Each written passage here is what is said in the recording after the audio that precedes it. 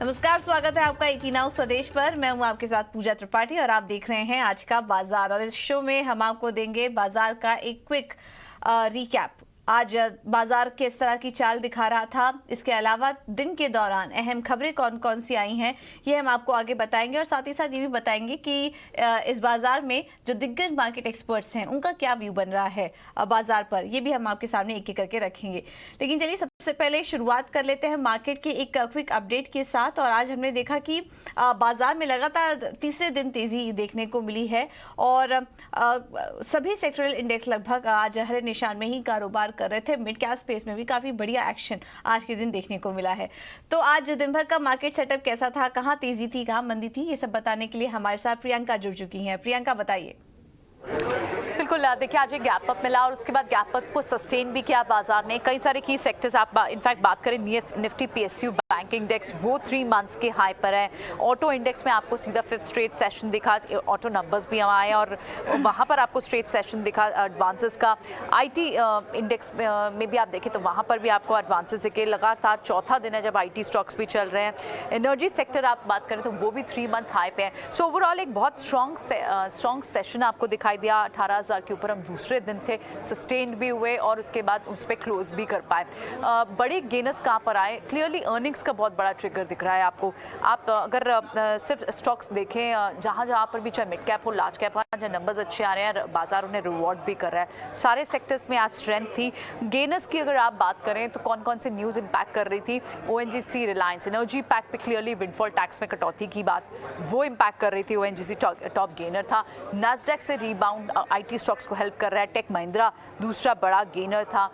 HDFC life के बाद आपको याद होगा नंबर्स के बाद थोड़ा गैप बना था, वो ज़रूर फिल होता हुआ अब आपको दिखाई दे रहा है। और अब जो नंबर्स शुरू हो जाएंगे वो मेटल पैक से भी शुरू हो जाएंगे। टाटा स्टील के नंबर्स हैं, नंबर्स से पहले आज उसमें स्ट्रॉन्ग स्ट्रेंथ है। मेटल सेक्टर शाइनिंग बैक, तो टाटा स्टील हो, हिंडाल्को हो, वहाँ पर आपको मूव ज़रूर दिखाई दी। लूजर्स कहाँ थे, क्योंकि जो ऑटो सेल्स नंबर्स आए उसमें हीरो के सेल्स फिगर्स थोड़े इंपैक्टेड हुए अप्रैल मंथ के लिए। तो टॉप लूजर्स में आपको हीरो मोटोकॉर्प जैसे स्टॉक्स दिखाई दे। सन फार्मा में आपको आज बिकवाली देखने को मिली।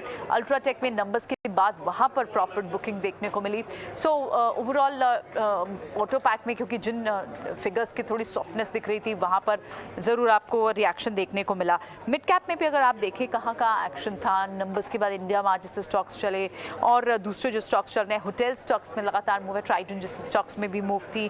पीएससी स्पेस काफ़ी स्ट्रॉन्ग दिख रहा है और वहाँ पर आप बीएचईएल जैसे स्टॉक्स को देखें वो टॉप गेनर्स थे। और लूजर्स में थोड़ी सी सॉफ्टनेस आपको कुछ प्लेटफॉर्म स्टॉक्स पे, न्यू एज स्टॉक्स पे ज़रूर आज देखने को मिली। सो ओवरऑल एक स्ट्रॉन्ग सेशन था। लेकिन 2 दिन का फेड इवेंट हैवी वीक है ये भी, इसलिए आप विक्स में भी वॉलेटिलिटी देख रहे हैं, तो उसे भी ज़रूर फिगर आउट करते हुए ध्यान रखना होगा कि ग्लोबल संकेत किस तरह से मिलते हैं। लेकिन अभी हम इंडियन मार्केट्स तो एक स्ट्रॉन्ग ट्रैजेक्टरी में दिख रही है क्लियरली। बिल्कुल, तो दिन भर का जो ट्रेड सेटअप था वो काफ़ी स्ट्रॉन्ग था। लेकिन फेड इवेंट पर अब नज़र रहेगी बाजार के। काफ़ी अहम इवेंट होने वाला है जिस पर कि दुनिया भर की बाजार की नज़र टिकी हुई है। लेकिन चलिए अब आगे बढ़ते हैं। ये तो बात हुई इक्विटी मार्केट की, लेकिन कमोडिटी मार्केट में किस तरह का एक्शन इस वक्त दिख रहा है ये बताने के लिए पूरा अपडेट लेकर विश्व मोहन हमारे साथ जुड़ चुके हैं। विश्व मोहन, बताइए। देखिए, सबसे पहले गोल्ड और सिल्वर की अगर बात करें तो कल शाम के सत्र में बाजार खुला था और ज़बरदस्त एक्शन था। चांदी में खासकर ये ज़बरदस्त वॉलेटिलिटी थी। जुलाई का जो एक्टिव कॉन्ट्रैक्ट है वहाँ पर कल रिकॉर्ड बनते हुए भी हमने चांदी में देखा था। लेकिन आज ऊपरी स्तरों पर बिकवाली दिख रही है। 75,000 तक चांदी फिसल चुकी है जुलाई का वायदा, 74,000 तक फिसल चुकी है चांदी का मई का वायदा। गोल्ड की बात करें तो गोल्ड में हालांकि निचले स्तरों से अब फिर से खरीदारी दिख रही है और 60,000 के बेहद करीब एमसीएक्स पर सोना आ गया है। और आज एक अहम बैठक यूएस फेड की 2 दिनों की बैठक शुरू हो रही है और कल ब्याज दरों पर फैसला आ जाएगा और बाजार यही अनुमान लगाकर चल रहा है कि 4.25% ब्याज दरें बढ़ाई जा सकती है। कच्चे तेल की अगर बात करें तो कच्चे तेल पर ऊपरी स्तरों पर भी यहाँ पर भी दबाव दिख रहा है। हल्की रिकवरी की शुरुआती कारोबार में कोशिश हो रही थी, लेकिन वापस से $79 के नीचे आ गया है ब्रेंट क्रूड का भाव। और पिछले हफ्ते हमने देखा था करीब 3% की नरमी यहाँ पर देखने को मिली थी। यहाँ पर चिंता चीन को लेकर है, क्योंकि चीन के जो मैन्युफैक्चरिंग PMI के जो नंबर्स आए तो दिसंबर के बाद पहली बार कॉन्ट्रैक्शन उसमें देखने को मिला, यानी नरमी देखने को मिली है। उससे लग रहा है जो डिमांड का जो एक ऑप्टिमिज्म बना हुआ था चाइना को लेकर वो अब फेड आउट धीरे धीरे होते हुए दिख रहा है। वहाँ पर अब चिंता फिर से बढ़ रही है। और यही वजह है कि 80 के ऊपर ब्रेंट क्रूड नहीं जा पा रहा है और एक दायरे में ही आज कारोबार देखने को मिल रहा है और एक हल्की, कह सकते हैं दायरे नहीं, एक हल्की गिरावट के साथ क्रूड में कारोबार हो रहा है। बिल्कुल, बहुत बहुत शुक्रिया विश्वमोहन आपका ये सारी जानकारी देने के लिए। चलिए आगे बढ़ते और कुछ अहम खबरों का भी फोकस करेंगे। सरकार गैस मार्केटिंग और पाइपलाइन इंफ्रा में बड़े रिफॉर्म की तैयारी में है। सूत्रों के मुताबिक पीएनजीआरबी को पाइपलाइन इंफ्रा का रेगुलेटर बनाया जाएगा। इस खबर पर और ज्यादा जानकारी लेते हैं प्रकाश प्रियदर्शी से। प्रकाश, बताइए। देखिए, सूत्रों के हवाले से हमें जानकारी मिल रही है कि सरकार गैस मार्केटिंग सिस्टम में बड़े रिफॉर्म करने जा रही है। साथ ही साथ जो पाइपलाइन इंफ्रास्ट्रक्चर है उसमें भी बड़े बदलाव किए जाएंगे और इससे संबंधित जो तैयारियां हैं वो शुरू कर दी गई है। पेट्रोलियम मंत्रालय ने फ्यूचर रिक्वायरमेंट को ध्यान में रखते हुए ये जो संबंधित प्रस्ताव है उस पर काम करना शुरू कर दिया है और अगले 25 साल की रिक्वायरमेंट किस तरह की हो सकती है गैस मार्केट में और किस किस तरह के इंफ्रास्ट्रक्चर की ज़रूरत होगी उसको ध्यान में रखते हुए रणनीति जो है वो तैयार की गई है। लिहाजा मौजूदा पीएनजीआरबी एक्ट में बड़े सुधार होंगे। पीएनजीआरबी को और ज़्यादा अधिकार भी मिलेंगे और इसमें सबसे अहम ये है कि जो न्यू सोर्स ऑफ एनर्जी है उसको भी इंफ्रास्ट्रक्चर यानी कि पाइपलाइन इंफ्रास्ट्रक्चर और साथ ही साथ मार्केटिंग सिस्टम के साथ जोड़ा जाएगा। इसका मतलब ये है कि CBG, green hydrogen, green ammonia जैसे जो न्यू सोर्स ऑफ एनर्जी है जिसके लिए पाइपलाइन की ज़रूरत है उसके लिए भी इंफ्रास्ट्रक्चर डेवलप किया जाएगा और उसकी तैयारी जो है शुरू कर दी गई है और इसे पीएनजीआरबी एक्ट के दायरे में लाया जाएगा।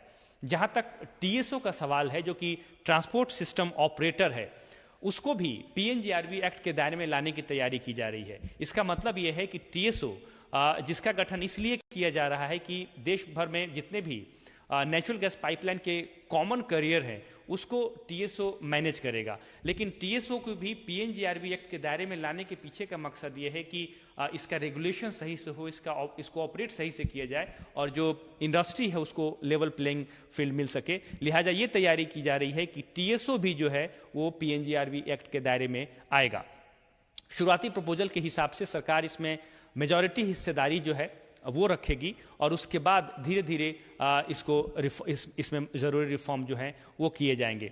जहाँ तक गैस मार्केटिंग सिस्टम और पाइपलाइन से संबंधित रिफॉर्म का सवाल है, सूत्र हमें बता रहे हैं कि पेट्रोलियम मंत्रालय ने इस पर इंडस्ट्री के साथ जो कंसल्टेशन की प्रक्रिया है वो पूरी कर ली है और जून महीने के आखिर तक जो है इस पर इंटर मिनिस्ट्रियल कंसल्टेशन की जो प्रक्रिया है वो पूरी कर ली जाएगी। बहुत बहुत शुक्रिया प्रकाश आपका ये सारी जानकारी देने के लिए।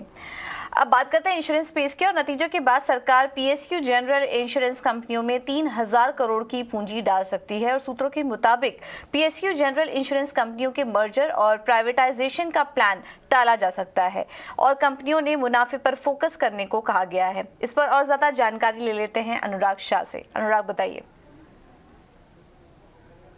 सरकार की पूरी तैयारी है 3000 करोड़ रुपए की पूंजी डालने की पीएसयू जनरल इंश्योरेंस कंपनियों के अंदर और ये जो पूंजी है ये 3 इंश्योरेंस कंपनियों को मिलेगी, United India insurance, national insurance और ओरिएंटल इंश्योरेंस, क्योंकि इनका जो सॉल्वेंसी रेशियो है वो आईआरडीए का जो तय मानक है उससे काफ़ी कम है। 1.5 से काफ़ी कम के पैमाने पर इनका जो सॉल्वेंसी है और इन कंपनियों को पूंजी की काफ़ी ज़रूरत है। तो चौथी तिमाही के नतीजों के बाद इन कंपनियों के अंदर पूंजी डाली जाएगी। उनके परफॉर्मेंस के आधार पर कितना कैपिटल इन्फ्यूज़ करना है वो तय किया जाएगा, लेकिन सभी मिलाकर करीब 3000 करोड़ की पूंजी डाली जाएगी। इसके अलावा ही जो बजट के अंदर एक ऐलान किया गया था एक पीएसयू जनरल इंश्योरेंस कंपनी को प्राइवेटाइज करने का, तो उसे भी अब सरकार आगे नहीं करने जा रही है, क्योंकि अब जो कंपनियों को कहा गया है प्रॉफिटेबल ग्रोथ पर फोकस करने का और इसको लेकर कई सारे कदम भी उठाए गए हैं। ऑर्गेनाइजेशनल रिस्ट्रक्चरिंग की गई है, जहां पर पहले जो 4 टायर स्ट्रक्चर होता था इंश्योरेंस कंपनियों का उसे बदल के अब 3 टायर कर दिया गया है।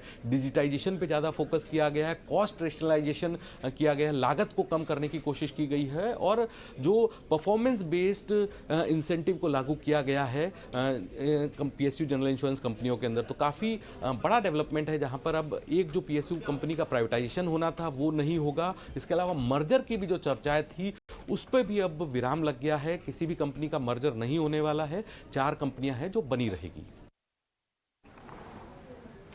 और अब बात करते हैं अतुल ऑटो की। और इस शेयर में आज हमने देखा भारी गिरावट देखने को मिल रही थी। वजह थी सेल्स बिक्री, कमजोर बिक्री के आंकड़े देखने को मिले।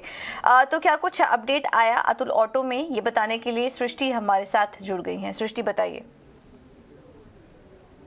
जी हाँ, अतुल ऑटो के स्टॉक में एक भारी गिरावट आज देखने को मिल रही है। स्टॉक में 10% की आप गिरावट आप देखेंगे और ये गिरावट की वजह है अप्रैल में जिस तरीके के ऑटो सेल्स डेटा यानी बिक्री के डेटा कंपनी ने जारी किए हैं, जहां पे हम देखें अगर महीने दर महीने तो कंपनी की जो सेल्स है वो 70% से भी ज़्यादा गिरती हुई नज़र आई है। और साल दर साल अगर हम कंपेयर करें ये आंकड़ा तो 55% की वहाँ पे हमें गिरावट देखने को मिल रही है। अप्रैल महीने में कंपनी ने 715 यूनिट्स ही बेची हैं। इसके पीछे की सबसे बड़ी वजह कंपनी बता रही है कि जो OBD2 नॉर्म ट्रांजिशन था, जो कि अप्रैल से हमने आपको बताया था कि नए नॉर्म्स जो हैं वो आ रहे हैं, जिसके चलते सभी कंपनीज को इसको लागू करना पड़ेगा। इसके लिए उनको एक सर्टिफिकेट लेना पड़ेगा। अभी तक अतुल ऑटो को वो सर्टिफिकेशन स्पेशली इनके डीजल व्हीकल्स के लिए नहीं मिला है, जिसकी वजह से इनके प्रोडक्शन पे भी इम्पैक्ट पड़ा है। वो गाड़ियां बेच नहीं पा रहे हैं और उसके चलते आप इतनी भारी गिरावट देख रहे हैं और उसके चलते आप स्टॉक पे भी अब असर देख रहे हैं। पर अगर हम इंडस्ट्री वाइज देखें तो ये